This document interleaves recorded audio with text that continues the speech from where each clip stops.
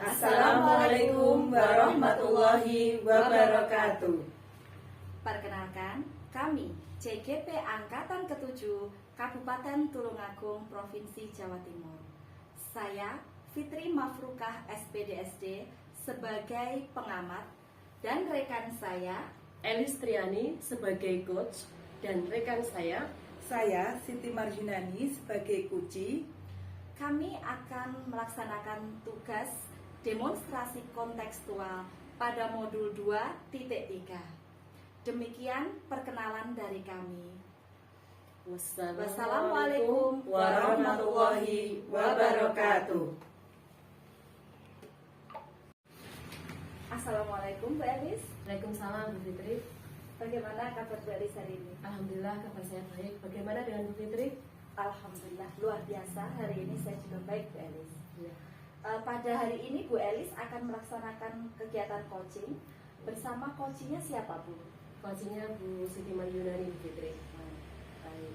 Pada kegiatan coaching yang akan Bu Elis laksanakan nanti, sebelumnya mari kita berdiskusi terlebih dahulu tentang rubrik penilaian yang akan dilaksanakan. Ya. Kemudian rubrik penilaian nanti untuk kegiatan coaching yang akan dilaksanakan Bu Elis yang bagaimana Bu?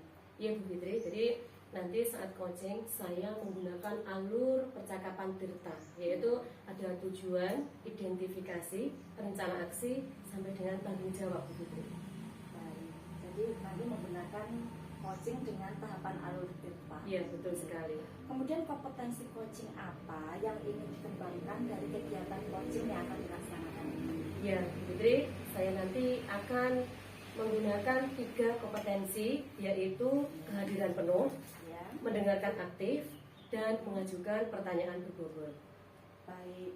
Dari bagian kompetensi yang mana yang secara spesifik yang akan Ibu Elis kembangkan?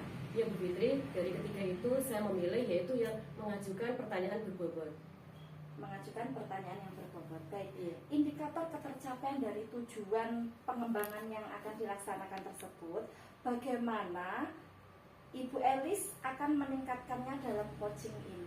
Ya Bu Fitri, yaitu dengan pertanyaan berbobot itu, yaitu tujuan saya agar kunci itu bisa menggali potensi-potensinya, agar ide-idenya itu bisa muncul, sehingga dia bisa melaksanakan atau menyelesaikan masalah itu dengan ide-idenya tersebut. Seperti itu Bu Fitri. Baik, silahkan Bu Elis melakukan kegiatan coaching bersama Ibu Yunani. Ya, terima kasih Bu Fitri. Ya, sama-sama.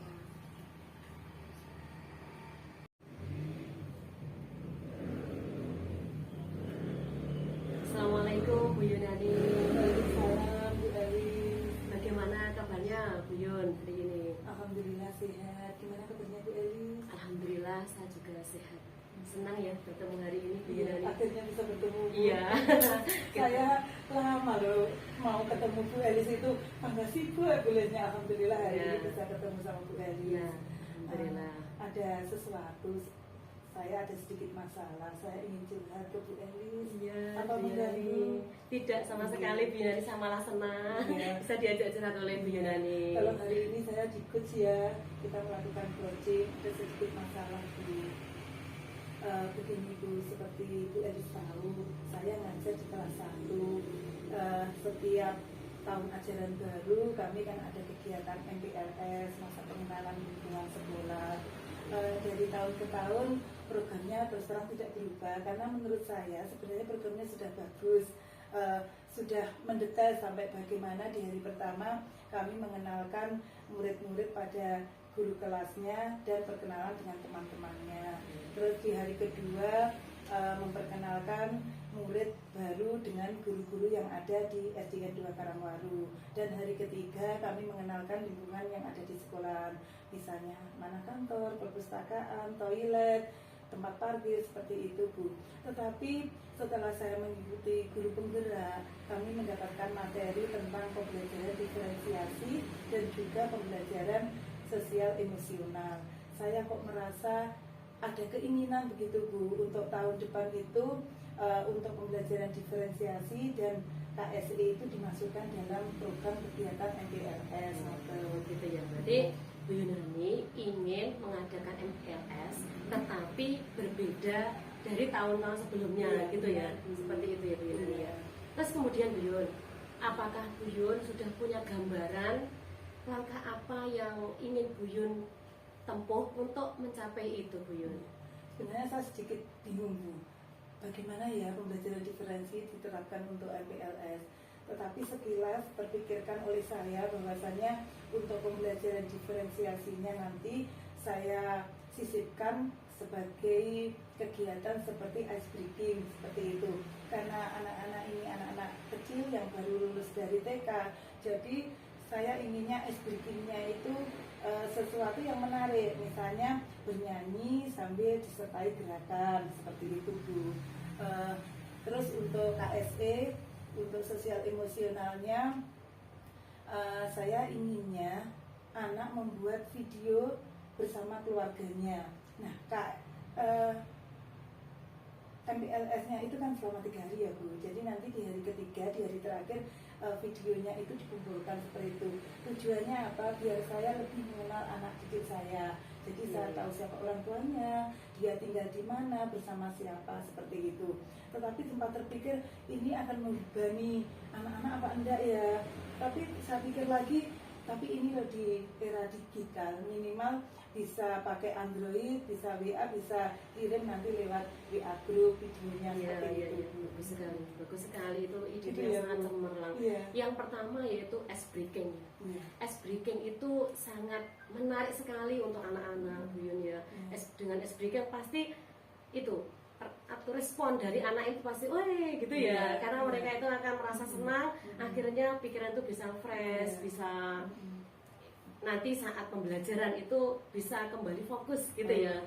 Kira-kira ice breaking bisa juga yang ingin Bu Yun lakukan lagi apa selain itu? Selain itu biar anak-anak itu senang Bu. Apa ya Bu? Yang jelas lewat permainan Bu.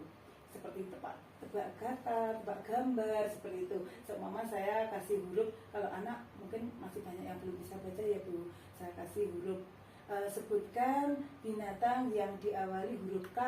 Mereka mungkin berbaris dulu, terus salah satu menyebutkan, nanti kalau tidak bisa baru kita bukan hukuman, cuma kita yang tidak bisa ayo kita bernyanyi bersama, seperti itu Bu. Yang jelas, yang pasti bahwasannya anak kelas 1, apalagi yang masih MPLS itu menganggap guru baru adalah ramah. Kan ada ya di lagunya, guru baru pastilah ramah. Itu benar-benar terekam dalam memori saya bahwa apapun yang terjadi saya harus ramah itu. Jadi di kelas 1 kuncinya nomor 1, dengan gurunya ramah, akhirnya anak merasa nyaman, akhirnya mereka kerasan, dan akhirnya mereka tidak bolos sekolah. Ya itu betul sekali. Dengan keramah tamahan akhirnya anak itu tidak takut, tidak malu.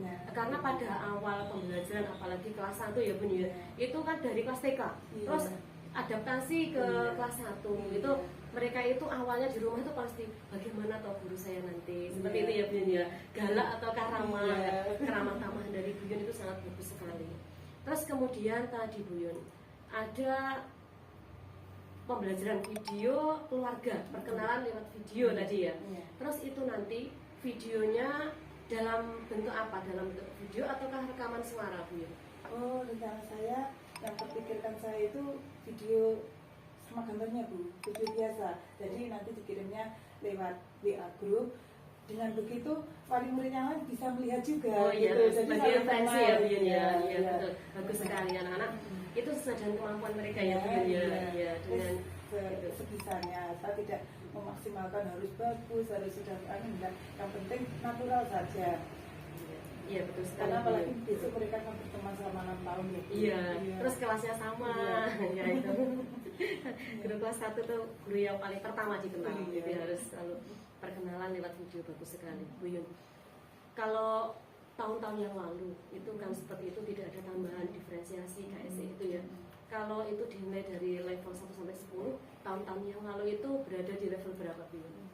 Menurut saya sudah di level 7. Kayaknya kalau saya bilang masih di level 5, tidak lah. Masa sih saya membuat program selama ini di level 5 seperti itu. Yang pasti itu sudah saya pikirkan masa-masa. Memang saat itu memang saya belum mendapatkan pembelajaran diferensiasi dan sosial emosional. Jadi saat itu menurut saya sudah perfect seperti itu.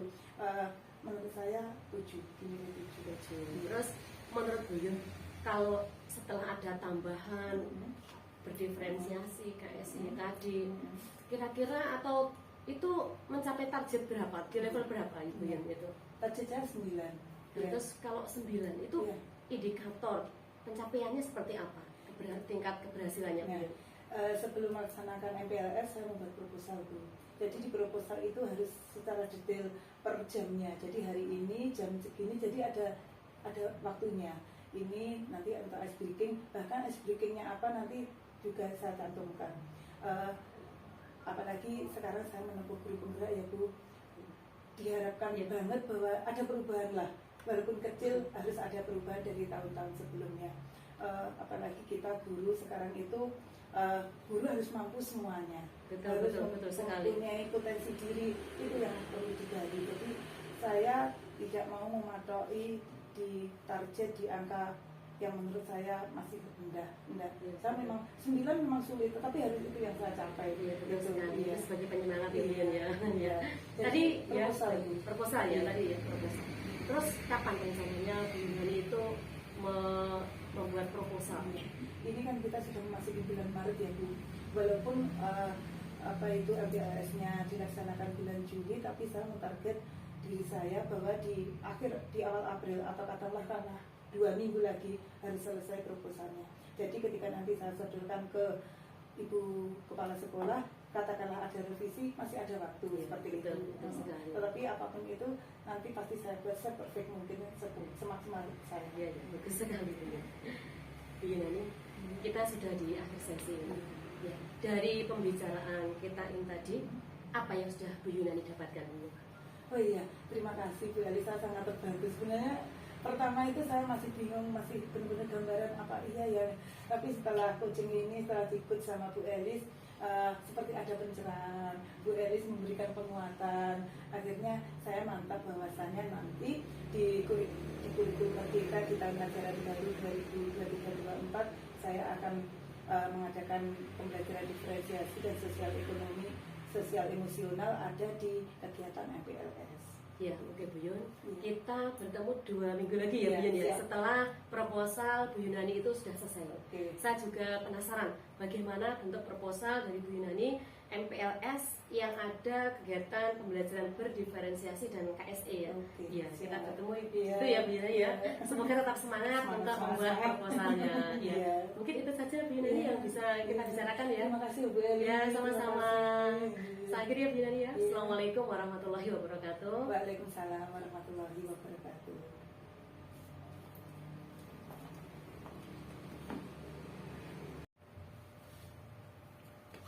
Alhamdulillah ya Bu Elis, kegiatan coaching sudah dilalui. Ya begitu ya, alhamdulillah tadi ya lancar ya Bu Yunani ya. Lancar, iya. Kemudian ini Bu Elis, dari yang kegiatan coaching yang sudah dilakukan, apa yang sudah Ibu lakukan pada saat melakukan coaching terkait dengan indikator ketercapaian pengembangan yang Ibu Elis inginkan? Iya Bu Fitri, tadi saya sudah melaksanakan coaching menggunakan indikator alur percakapan kita. Jadi saya juga tadi sudah menggali tujuan, adanya tujuan, terus indikator ya, apa identifikasi, rencana aksi dan tanggung jawab itu sudah disampaikan dengan baik gitu. Iya. Seperti itu. Baik Bu Elis, dari catatan saya ini Bu, selama saya melakukan observasi berbasis data yang bebas dari penilaian dan juga asumsi, fokus pada area yang ingin dikembangkan berdasarkan hasil prapercakapan. Menurut saya kegiatan coaching yang dilakukan oleh Ibu Elis sebagai coach dan Ibu Siti Maryunani sebagai coachee itu sudah bagus. Terima kasih Bu Fitri. Sudah melakukan coaching dengan tahapan alur tirta yang terdiri dari Bu Elis sudah mengajukan pertanyaan tentang tujuan, kemudian identifikasi, kemudian rencana aksi serta tanggung jawab dari coaching. Ya. Sehingga Bu Elis tadi sudah mampu menggali potensi dari coaching sehingga coaching tersebut bisa menemukan solusi-solusi atau langkah-langkah apa yang perlu dilakukan untuk mengatasi permasalahan yang dimiliki. Iya. Kemudian yang terakhir ini Bu Elis ya, Iya.